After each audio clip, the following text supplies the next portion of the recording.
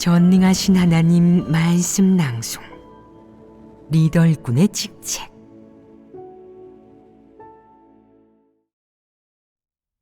리더 일꾼의 직책 17. 4. 복받으려는 욕망이 좌절되었을 때 소극성을 퍼뜨린다. 소극성을 퍼뜨리는 것에는 또 다른 측면의 모습도 있다. 어떤 사람들은 말한다. 하나님을 이렇게 오래 믿었는데 제가 얻은 게 뭐죠? 이런 부류가 소극성을 퍼뜨릴 때 주로 하는 말이 바로 제가 얻은 게 뭐죠? 이다. 자신이 아무것도 얻지 못했다는 뜻이다. 그는 하나님을 믿으면서 하나님 집이나 하나님에게서 이득을 얻거나 축복을 받으려면 특히나 힘들다고.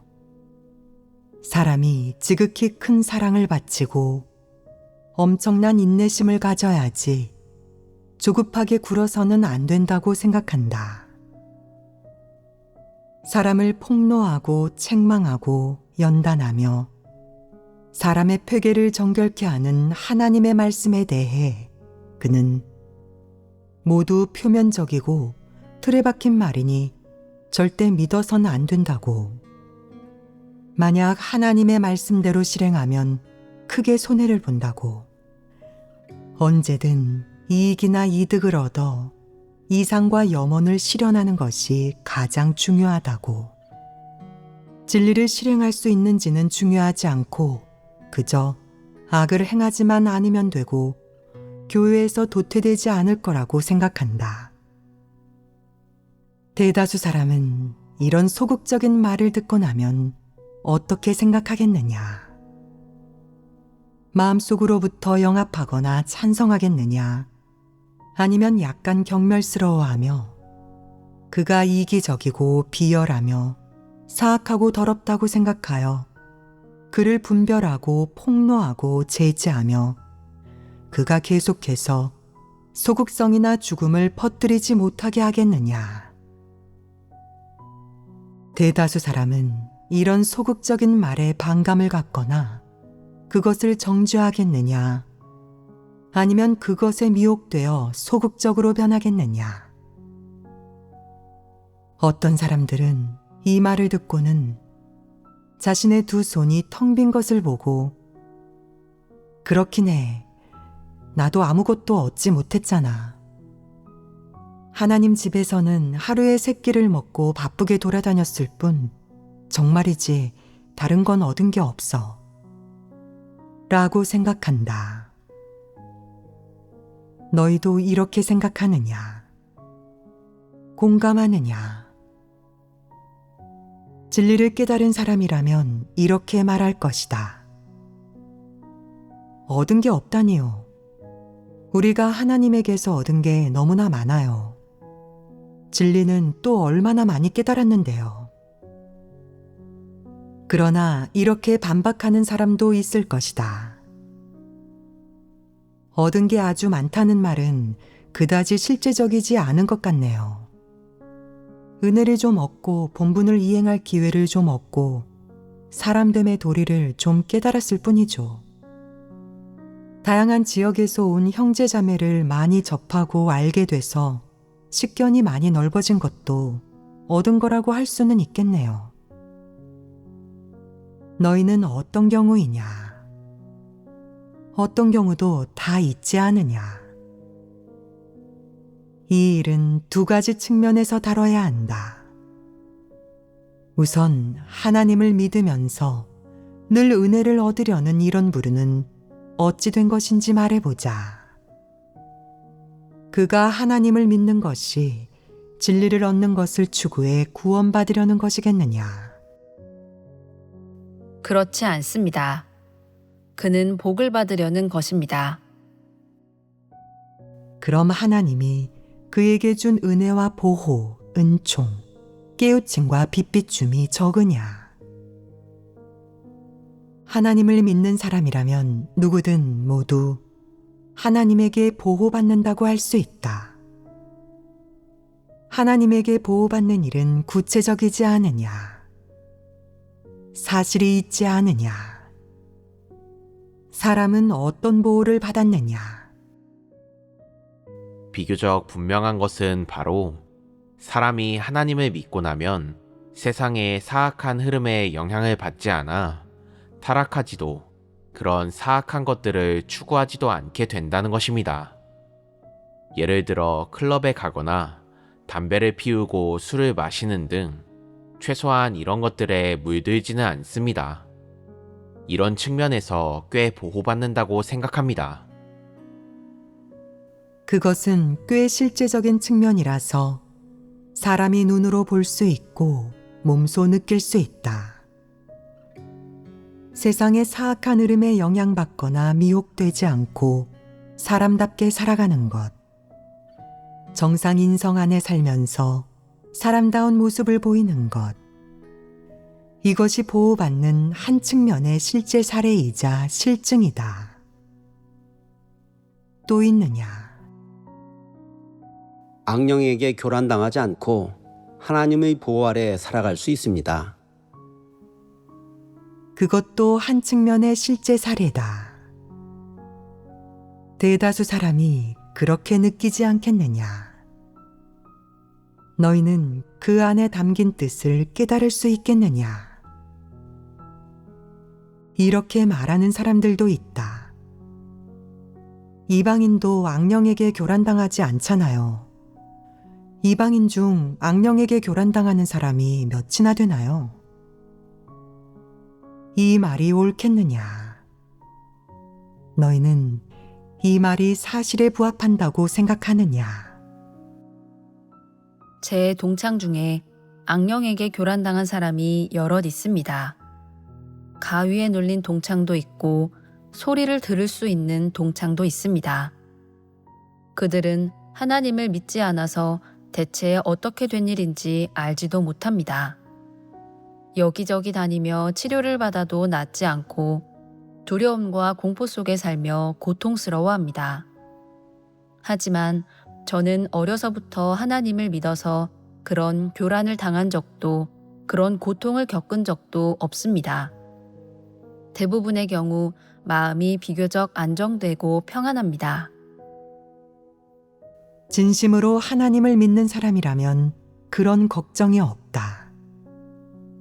히스테리에 걸리거나 악령에게 교란당하고 악령이 들릴까 걱정할 필요가 없다.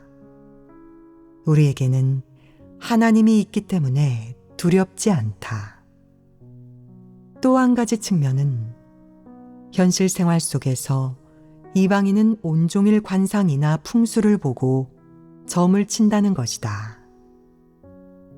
심지어 서양에서는 별자리를 보거나 유명한 보살, 악령, 우상을 숭배하기도 한다. 숭배하지 않는 사람도 있긴 하지만 숭배하든 하지 않든 다 어느 정도 그 영향과 제한을 받는다.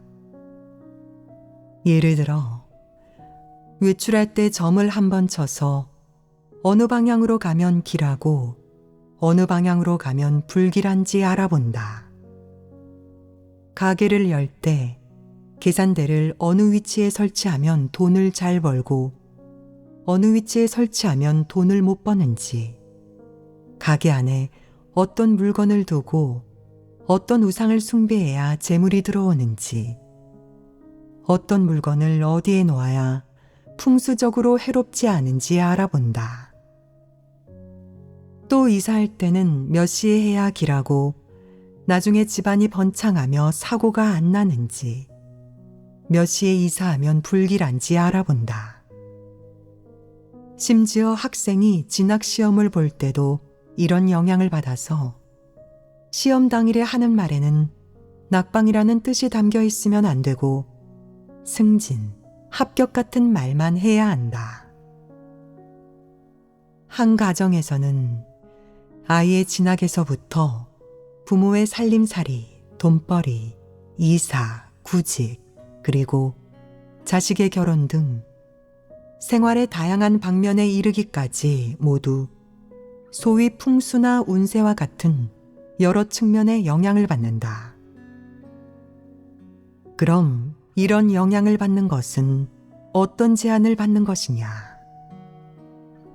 악령의 제한을 받는 것이다. 이런 것은 모두 악령이 통제한다.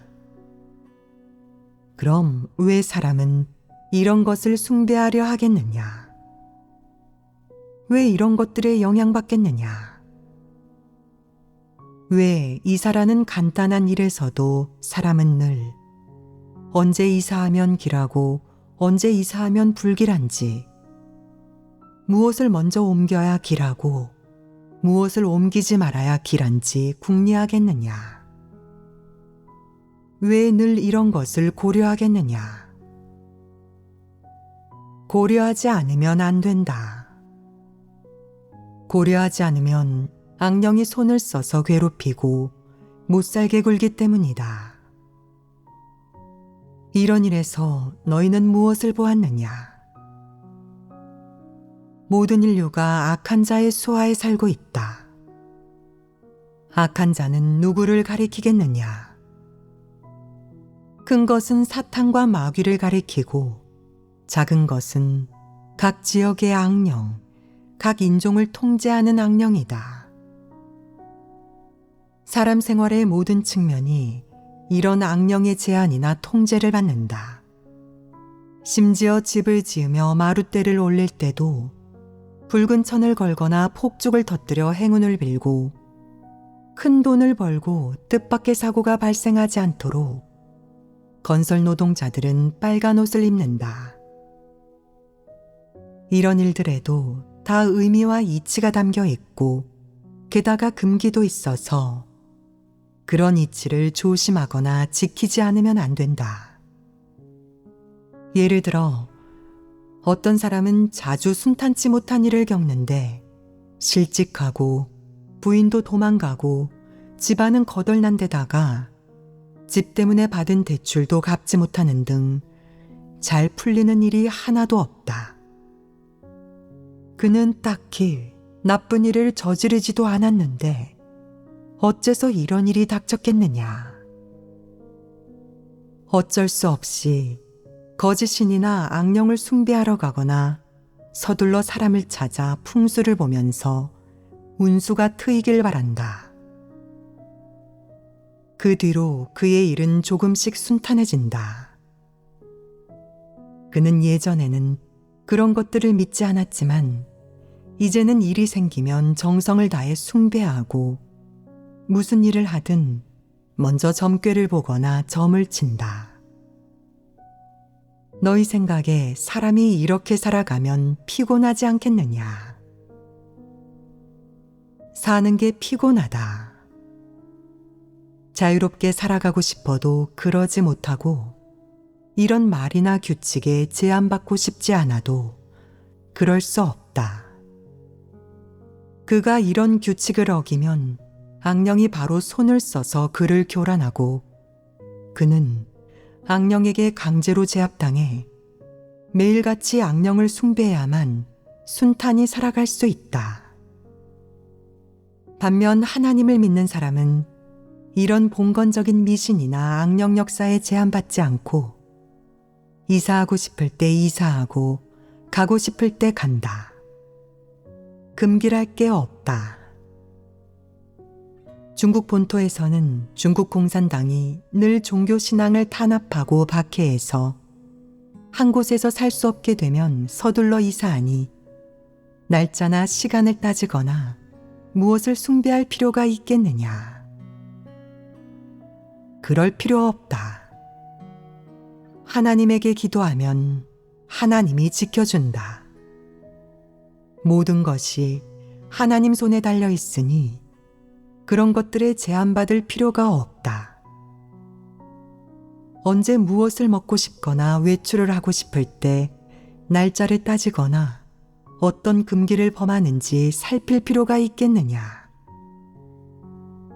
그럴 필요 없다. 하나님에게 기도해라. 모든 것은 하나님 손에 달려 있다. 사람이 하나님의 권세와 주제 아래 살면 하나님이 지켜주고 인도하며 크고 작은 악령과 더러운 귀신은 모두 비켜선다. 그것들이 하나님을 믿는 사람에게 감히 손을 쓰지 못하니 사람은 보호받는 것 아니겠느냐. 편안하고 자유롭게 살지 않겠느냐. 너희가 말해보아라. 이 은혜가 크지 않으냐. 내가 지금 진리를 얻든 얻지 못했든 진심으로 하나님을 믿는 사람이기만 하면 너는 하나님이 예정하고 택한 사람이다. 내가 하나님 앞에 오면 하나님은 이렇게 너를 지켜주고 내게 이런 은혜를 누리게 했으니 이 얼마나 큰 은혜냐. 내 신변이나 모든 행적은 다 안전을 보장받고 하나님이 모두 책임지고 보호해 주니 너는 걱정하지 않아도 된다. 많은 경우 사람들은 아예 기도도 하지 않고 아무 일 없이 평안할 수 있게 지켜달라고 하나님께 기도드리자 라고 말할 의식도 없다.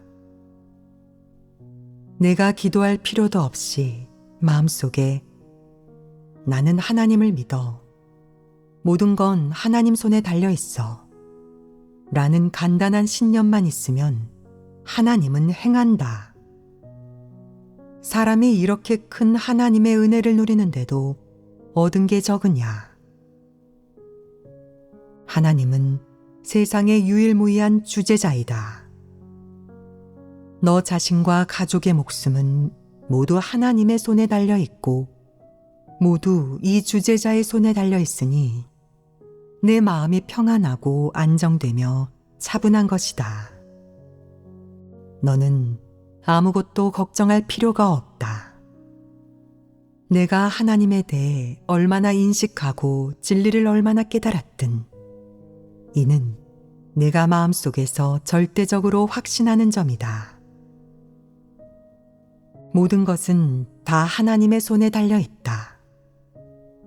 하나님을 믿는 사람이 마음속에 하나님의 지위가 있고 진리를 깨닫는다면 악령은 감히 교란하지도 망치지도 접근하지도 못한다. 따라서 그런 불필요한 과정은 피하게 된다. 이것이 얼마나 큰 은혜인데 너는 어째서 하나님을 믿어서 아무것도 얻은 게 없다고 하느냐. 그건 양심이 없는 것 아니냐. 다른 것은 차치하고 이전만으로도 사람이 아무것도 얻은 게 없다고 말하는 것은 사람이 너무도 비양심적이라는 것, 양심이 완전히 썩어 빠졌다는 것을 증명한다. 그렇다면 나머지는 더 말할 것도 없다. 하나님은 사람에게 대가 없이 진리 생명을 베풀어 주고 무상으로 하나님의 말씀을 공급한다. 비록 사람은 지금 자신의 분량이 작으며 진리를 별로 많이 깨닫지도 못했고 깨달은 것조차 명확히 말하지 못한다고 생각하지만 하나님이 사람에게 준 이런 것들, 하나님의 이런 마음과 사랑만 해도 사람에게는 얼마나 큰 은혜냐. 하나님은 가장 소중한 것을 사람에게 주었고 사람은 하나님에게서 세상에서 가장 진귀한 것을 얻었다. 내가 몸소 느꼈든 느끼지 못했든 하나님은 이미 이런 것을 사람에게 주었으니 사람이 더할 말이 뭐가 있겠느냐. 사람이 얻을 자격이나 있느냐. 하나님이 택한 이 사람들은 세상에서 가장 행복한 사람이다. 하나님에게 선택되고 택함 받았으니 너는 세상에서 가장 행복하고 운 좋은 사람인데도 어째서 자신이 얻은 게 없다고 말하느냐. 내가 가장 행복하고 운 좋은 사람이 된 것은 하나님이 너를 선택하고 택했기 때문이다. 그래서 악령과 더러운 귀신도 감히 내게 접근하지 못하는 것이다. 이렇게 말하는 사람들도 있다. 그것은 제 가치나 신분이 존귀하다는 뜻이 아닐까요? 그렇게 말할 수 있겠느냐? 그렇게 말할 수 없다. 이는 모두 하나님의 사랑과 행사로 인한 것이다. 사람은 얻은 게 너무도 많다. 이번 생에 사람은 이렇게나 많이 얻었는데 사람 스스로 이런 것을 받을 자격이 어디 있겠느냐. 하나님을 믿는 일부 사람들이 진리는 전혀 추구하지 않으면서 늘 하나님을 오랫동안 믿어서 제가 얻은 게 뭐죠?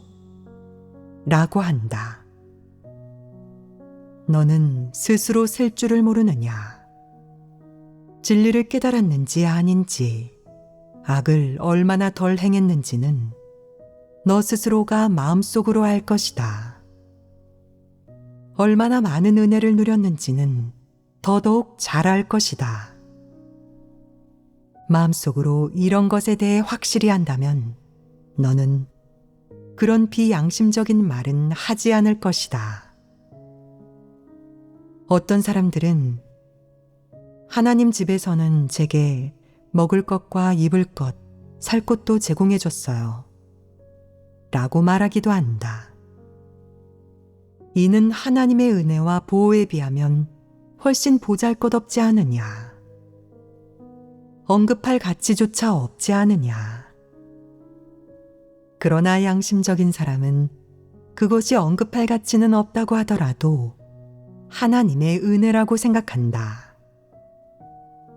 하나님의 은혜는 셀 수 없이 많다.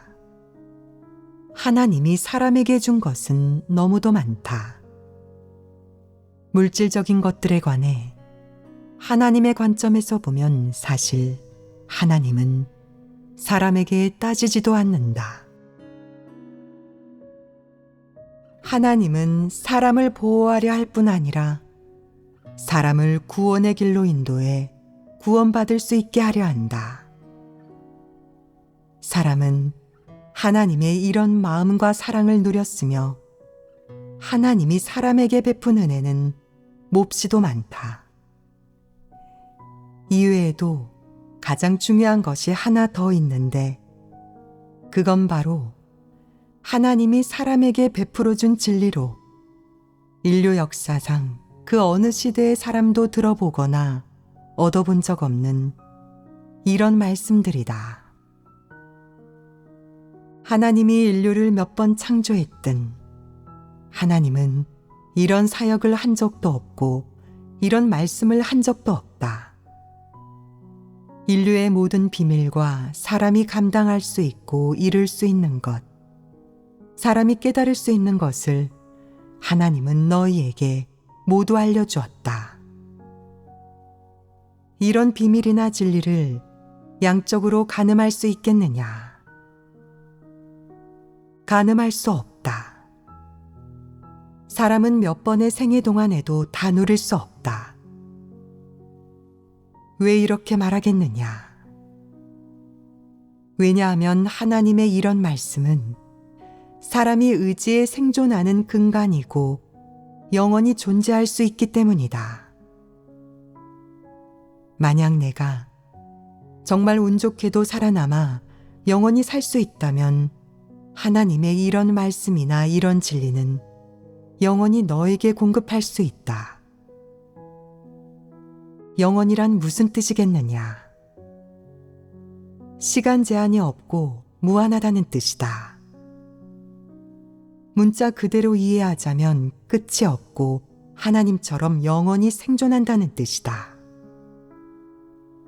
하나님의 이런 말씀이나 이런 진리는 그때까지 존재할 수 있다. 그때라는 것은 사람의 언어로 표현한 일종의 시간적 개념이나 정의이지만 사실상 무기한이다. 너희가 말해보아라. 하나님의 이런 말씀은 가치가 크지 않겠느냐? 몹시도 크다. 추구하지 않는다면 그건 내 손실이고 내가 어리석은 것이다. 추구한다면 내게 이런 말씀의 가치는 이 한평생에 그치지 않고 영원히 이어질 것이다. 이런 말씀은 내게 영원히 효과가 있고 영원히 유용할 것이며 영원히 가치와 의미가 있을 것이고 영원히 너에게 공급해 줄 것이다. 이런 말씀을 깨닫고 얻으며 이런 말씀에 따라 살아간다면 너는 영원히 살 수 있을 것이다. 쉬운 말로 하면 불로장생하여 죽음을 맛볼 일이 없다는 것이다. 이는 사람이 자나깨나 바라는 바가 아니더냐.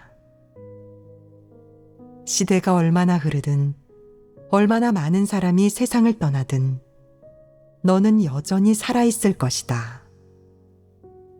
너는 무엇을 통해 살아있겠느냐? 하나님의 말씀을 통해, 진리를 통해 너는 그렇게 계속 살아있을 자격이 있는 것이다. 계속 살아있으면서 무엇을 하겠느냐? 하나님의 부탁과 인도가 있고 또한 내 사명도 있을 것이다. 내 사명은 무엇이겠느냐? 하나님은 내가 하나님의 말씀을 살아냄으로써 하나님을 영화롭게 하고 하나님을 증거하게 하려는 것이다. 이게 바로 하나님 말씀의 가치다. 사람이 이 시대에 듣고 접하고 체험한 이런 진리나 말씀의 가치와 의미는 영원히 존재한다. 왜 영원히 존재하겠느냐? 하나님의 이런 말씀은 일종의 신학이나 이론, 구호나 지식이 아니라 생명의 말씀이다.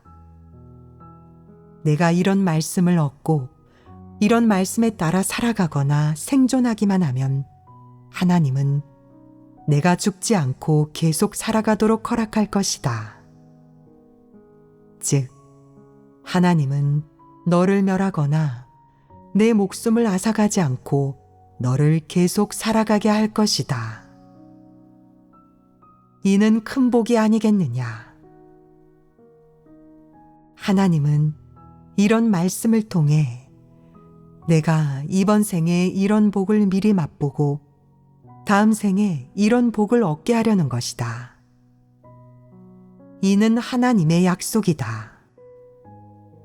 하나님이 사람에게 이토록 큰 약속을 주는 것으로 보아 사람은 많은 것을 얻는 게 아니겠느냐.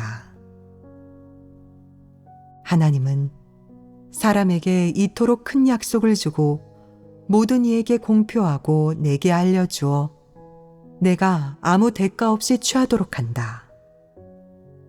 너는 자신의 목숨을 희생할 필요도 모든 재산을 내놓을 필요도 없고 그저 하나님의 말씀을 듣고 하나님의 요구와 뜻대로 행하기만 하면 하나님의 이런 약속을 얻을 수 있다. 하나님이 사람에게 주는 게 많지 않으냐. 너는 지금 이 약속을 얻는 과정에 있다. 비록 완전히 얻지는 못했지만 그렇다고 내가 얻은 게 적으냐. 하나님이 사람에게 주는 이 약속으로 보아 사람이 얻은 것은 아주 많다. 사람은 큰 이득을 얻었지 손해를 보지도 않았고 아무 손실도 없다. 사람은 그저 시간이라는 대가를 좀 치렀고 육적으로 고생을 좀 했을 수도 있으며 개인적인 가정의 즐거움과 개인의 육적인 기호나 욕망을 희생하고 자신의 이상과 지향, 염원 등을 일부 포기했을 뿐이다. 그러나 사람이 진리를 깨달아 구원받고 하나님의 약속을 얻는 것에 비해 개인의 그런 앞길이나 목표 이상은 다 언급할 가치도 없다.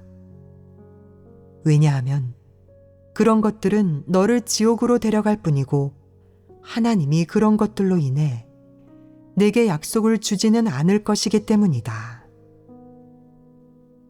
이에 반해 사람이 유한한 시간을 좀 쏟고 자신이 원하거나 이룰 수 있는 대가를 좀 치르면 결국 진리를 깨닫게 되고 하나님이 창세한 이래 모든 인류가 깨닫지 못한 일부 비밀과 처신 원칙, 그리고 만사 만물의 본질과 근원 등을 깨닫게 된다.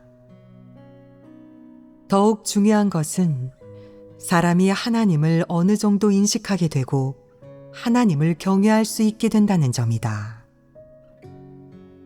이런 것을 얻게 되는데 그런 대가를 치르는 것이 가치가 있지 않겠느냐. 사람이 억울할 게 뭐가 있느냐. 왜 하나님을 믿었지만 아무것도 얻은 게 없다고 말하는 것이냐. 이는 양심이 완전히 썩어 빠진 것 아니겠느냐. 너는 이토록 많이 얻고도 만족할 줄을 모르니 무엇을 더 얻으려는 것이냐. 대통령이나 억만장자가 되면 만족하겠느냐. 하나님이 만약 내게 그런 것들을 준다면 너는 하나님에게 속하는 사람이 아니다. 하나님이 얻으려는 사람은 그런 사람이 아니다. 사람은 늘 하나님을 믿었지만 아무것도 얻은 게 없다고 말하는데 그게 바로 비양심적이고 진리에 대한 이해 능력이 전혀 없으며 진리를 추구하지도 않고 인격이 몹시 저속한 것이다. 이런 부류는 하나님이 행한 것과 사람에게 요구한 것, 그리고 하나님이 사람에게 베풀어 준 것 등을 조금도 순수하게 이해하지 못한다. 결국 조금만 뜻대로 되지 않아도 잔뜩 참았던 울분을 한순간에 터뜨린다. 제가 하나님을 믿고 나서 얻은 게 뭐죠? 저는 육적으로 고생을 아주 많이 했어요. 교회에서 제게 안배한 본분도 다 이행했다고요. 아무리 괴롭고 힘들어도 불평한 적 없고 아무리 큰 어려움이 닥쳐도 별말 안 했어요. 하나님 집에 그 어떤 요구도 한 적 없고요. 이렇게 큰 사랑과 충성심을 바쳤는데 제가 얻은 게 뭐죠? 만약 제가 아무것도 얻지 못한다면 다른 사람은 더더욱 얻을 수 없을 거예요. 이 말인즉슨 이런 뜻이다. 당신들은 저만큼 많이 바치지도 대가를 많이 치르지도 않았잖아요. 저도 얻지 못했는데 당신들이 뭘 얻을 수 있겠어요? 다들 조심해요. 바보같이 굴지 말라고요. 이는 양심이 없는 것 아니겠느냐. 비양심적인 사람은 늘 우매하고 완고한 말을 한다. 하나님이 말씀하는 수많은 진리와 순수하고 긍정적인 사물과 가르침을 그는 한마디도 이해하지 못하고 자신의 관점만 한사코 고집한다. 내가 하나님을 위해 고생하며 대가를 치르니 하나님께서 나를 축복해 주셔야 하고 내가 남보다 더 많이 얻게 해주셔야 해. 그러지 않으면 나는 화풀이하고 폭발할 거야. 욕도 할 거라고. 하나님께서는 내가 원하는 걸 베풀어 주셔야 해. 내가 얻지 못한다면 그건 하나님께서 공의롭지 못하신 거야.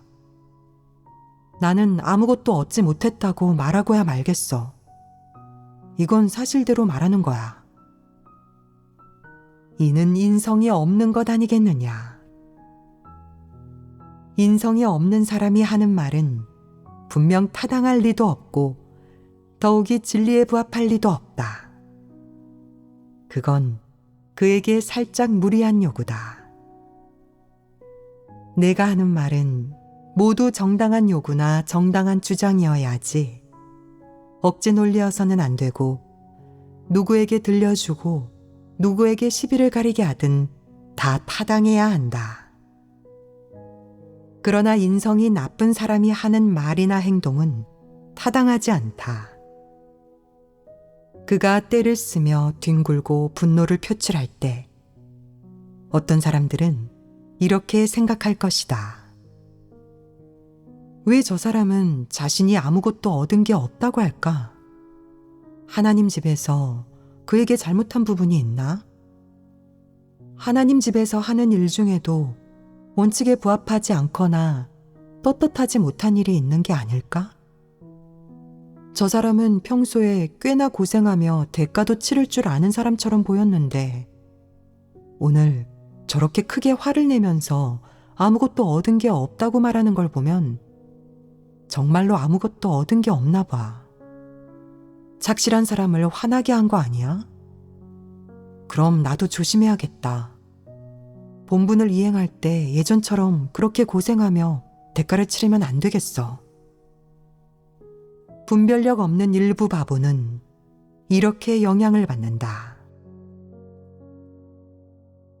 자주 소극성을 퍼뜨리는 사람이 정말로 관점이나 생각을 말하고 싶어 한다면 우선 그가 말하게 관점을 드러내게 해라.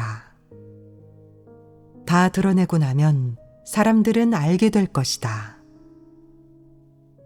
저 사람은 자신이 치른 대가가 자신이 얻은 것과 비례하지 않고 자신이 이득을 얻기는커녕 손해를 봤다고 생각해서 언짢은 거예요. 저건 하나님을 원망하고 하나님과 흥정하는 거죠. 은혜와 이득을 바라는 거라고요. 보통 사람은 이 말을 듣고 나면 그를 어느 정도 분별할 수 있지 않겠느냐. 다들 분별력이 생기면 그에게 이렇게 말해라. 할 말 다 했나요? 더 이상 할 말이 없으면 잠자코 했어요. 계속 말하다간 망신당할 거예요. 당신의 사악한 본성이 사람들 앞에 드러났을 때 곧장 억누르지 않으면 사람들을 분노하게 할 거예요. 사람들이 당신을 폭로하고 버리게 되면 후회에도 늦는다고요. 이런 방식으로 그에게 경고하면 그를 제재할 수 있게 된다. 혹은 이렇게 말할 수도 있다. 손해보는 것 같으면 하나님을 믿지 않아도 돼요. 당신은 아무것도 얻은 게 없다고 생각하는데 그럼 대체 뭘 얻고 싶은 거죠? 만약 집안을 일으켜 부유하게 하고 부호가 되거나 고위직에 오르고 싶은 거라면 미안하지만 그것은 사람이 원한다고 해서 얻을 수 있는 게 아니에요. 이는 하나님께서 정하시는 일이에요. 하나님께서 나타나 사역하시며 사람을 구원하시는 건 사람에게 그런 것들을 주시는 게 아니에요. 그런 것들을 주는 곳으로 가세요. 하나님 집은 세상이 아니니 마귀 사탄을 만족시킬 수는 없어요. 하나님 집이나 형제자매에게는 요구하지 않는 게 좋을 거예요. 감히 하나님께 그런 것들을 요구한다면 당신은 하나님의 성품을 거슬러서 하나님의 노를 일으키게 될 거예요. 하나님께서 사람에게 베푸신 은혜는 너무도 많고 생명이 되도록 베푸신 진리는 더더욱 많기 때문입니다. 당신이 진리를 소중하게 생각하지 않는 건 당신이 무지몽매해서 그런 거예요. 다들 이렇게 글을 꾸짖고 책망한다면, 이렇게 실행한다면 어떻겠느냐. 혹은 이렇게 말할 수도 있다. 하나님 집에서는 당신에게 빚진 게 없어요. 당신이 하나님을 위해 헌신하고 본분을 이행한 건 다 자원한 거죠. 하나님을 믿고 본분을 이행한으로 당신이 하나님의 은혜를 얼마나 많이 누렸는지 알긴 하나요? 당신에게 양심이 조금이라도 있다면 하나님께 자신이 얻은 게 아무것도 없다는 말을 해서는 안 돼요. 당신은 하나님 앞에 나아가 자신의 문제를 인식해야 해요. 당신이 정말로 하나님이 진리라고, 하나님께서 하시는 모든 것이 진리이고 하나님의 말씀이 바로 진리라고 믿는다면 그런 말을 해서도 불평을 늘어놓아서도 안 돼요. 지금 당신의 태도는 하나님을 믿는 사람이 가져야 할 태도도, 진리를 구하는 사람이 가져야 할 태도도 아니에요. 당신은 반란을 일으키고 하나님께 과거의 일을 따지려는 거예요. 하나님에게서 떨어져 나오고 하나님과 마지막으로 계산을 하려는 거라고요. 하나님은 물론이고 하나님 집도 당신에게 빚진 게 없어요. 하나님 집과 계산을 하려거든 서둘러 하나님 집을 떠나세요. 절대 하나님 집을 성가시게 하지 마세요. 그렇지 않으면 하나님께서 노하셔서 당신을 치실 거예요. 그건 별로 좋은 결과가 아니죠. 당신에게 조금이라도 양심과 이성이 있다면 진정하여 기도하고 구하며 자신이 하나님을 믿으면서 추구하는 관점에 어떤 문제가 있지는 않은지, 자신이 하나님께서 걸으라고 요구하신 길을 걷고 있는지 살펴보아야 해요. 하나님께 무리한 요구를 그렇게나 많이 하고 그토록 큰 분노를 품는다면 그건 당신의 추구에 문제가 있는 거예요. 당신이 이토록 깊은 원한을 쌓은 건 하루 이틀 일이 아니고 아주 오래됐어요. 당신이 하나님을 믿기 시작했을 때부터 그릇된 관점을 품은 채 하나님 앞에 나아갔을 수도 있죠. 하나님께서 어떻게 말씀하시든 당신은 지각하지 못해서 전혀 통회하지도 죄책감을 느끼지도 못하다 보니 오늘 같은 상황이 초래된 거예요. 어서 죄를 인정하고 회개하세요. 지금 회개해도 늦지 않아요. 회개하지 않고 계속 악을 행하며 소극성을 퍼뜨린다면 당신은 마귀나 적그리스도가 될 거예요. 하나님 집에서 당신을 제명하면 앞으로 다시는 구원받을 기회가 없을 거라고요. 하나님 집에서 정죄한 사람은 하나님께서도 정죄하시거든요.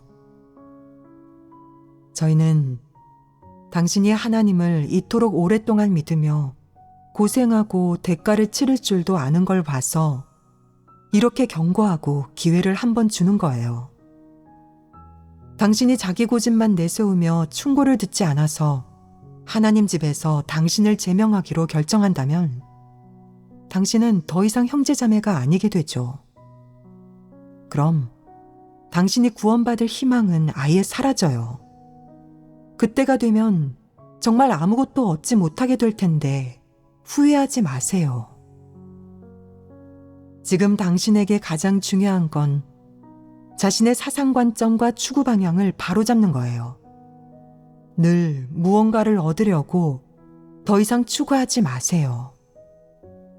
하나님의 말씀을 들어보고 하나님께서 사람의 폐괴성품을 폭로하실 때 당신이 얼마나 반성하고 인식할 수 있는지 살펴보세요. 대조할 수 있거나 확실히 알 수 있는 문제는 해결했나요? 하나님에 대한 당신의 폐역을 인식했나요? 해결했나요? 당신이 지금 직면한 가장 큰 문제는 바로 늘 하나님과 철저하게 계산하려는 거예요. 이게 무슨 문제일까요? 이 문제를 해결해야 하지 않겠어요? 당신은 하나님을 믿을 때 늘 속셈이나 거래하는 마음을 품고 있고 늘 복을 받으려 안달해요. 힘을 들이고 헌신하고 육적으로 고생하여 천국의 복을 얻으려고 하죠. 이는 강도의 논리가 아니겠어요?